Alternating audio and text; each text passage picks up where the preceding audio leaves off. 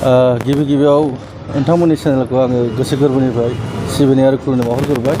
दिनैनि बे गोथार बाथौ सानाव आं दिनै बनगाव 9 नम्बर बनगाव समस्तिनिफ्राय ड्राफ्टजों लोगोसे एप्लिकेसन आं दिनै जोंनि डिस्ट्रिक्ट BPF दोलोनि प्रेसिडेन्ट आरो सेक्रेटारिनि आखायाव गथायबाय आरो बेजों लोगोसे जोंनि बनगाव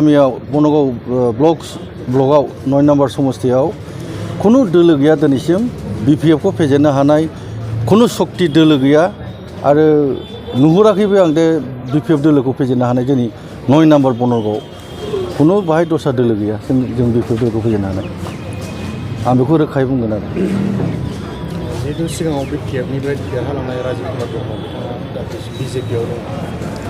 BPF-नि सिगांनि भटआ गावनो हागोन बे जोंनि थाखाय एथ' प्रभाबशालि नङा। बिथाङा जोंनि BPF-निफ्रायसो देरहालांदों। बिथाङाथ' BJP जानानै देरहायाखै।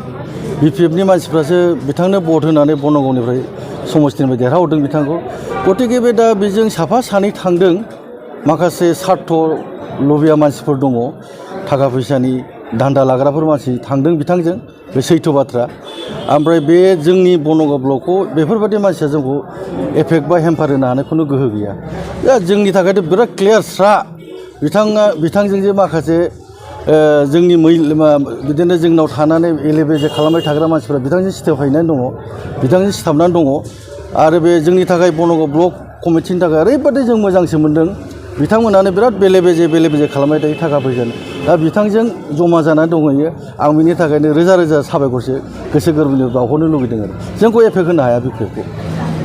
रायजो राजाफोरनि थुलुंगा होनायजों नोंथाङा बिजाथि महरै गसंनो जादों। औ, आङो दिनै 2021 1 नभेम्बरनिफ्राय आंनो मानगोनां श्रीजुत हाग्रामा सार आंनो दायथ' होदों। जेब्ला बिथां राजिबा जोंनि दोलोखौ नागारना दस्रा दोलोआव थाङो 2001 नभेम्बरनिफ्राय 2021 1 नभेम्बरनिफ्राय दायथ' लानानै आं दिनैसिम जोंनि Bangaon block committee, parent, women, youth, BSU गासिबो जेसेबां सेलखौ लानानै आं दिनै मोनफ्रोमबो प्राइमारि, जोंनाव 13टा प्राइमारि दं, मोनफ्रोमबो प्राइमारियाव आं हाबजोबनानै आं मोनदांबाय जोबोद गोख्रों जोंनि BPF दोलोआ। गतिके BPF दोलोखौ फेजेननो हानाय बनगाव खुनु गोहो दोलो गैया दस्रा पार्टि। आं बेखौ रोखा। फैगौ BTC बिसायख'थिनि थाखाय नोंथाङा माबायदि इस्युखौ लानानै रायजोनि गेजेराव हाबहैनो?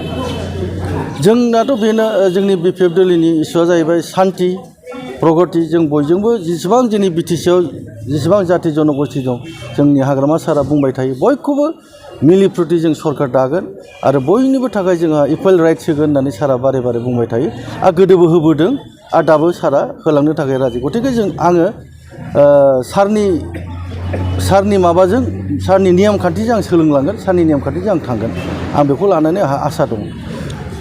बनगाव समस्तिनि थाखाय नोंथाङा जे दिनै आर'ज बिलाइ गथायबाय, नोंथांनि आर'ज बिलाइखौ आजावगोन बा एक्सेप्ट खालामगोन होननानै फोथायनाय दं? औ, आंथ' दिनै एक्सेप्टआनो खालामजाबाय आंनि आर'ज बिलाइखौ। जोंहा डिस्ट्रिक्टनि मानगोनां आफादगिरि देरहासार सारजों लोगोसे दिप्ति प्रसाद ब्रह्म बिथांमोना आंनि आर'जलाइखौ एसे सिगां मोजाङै बिथांमोना एक्सेप्ट खालामबाय आरो बाद बाखिथ' बुंनांगौथ' जोंहा जेबो गैया। गोजौनि मोनसे जोंनाव कमिटि थागोन, कमिटिया मा सिद्धान्त खालायो बिनि सायाव जागोन। आंनि खामानिखौ आं दिनै मावबाय।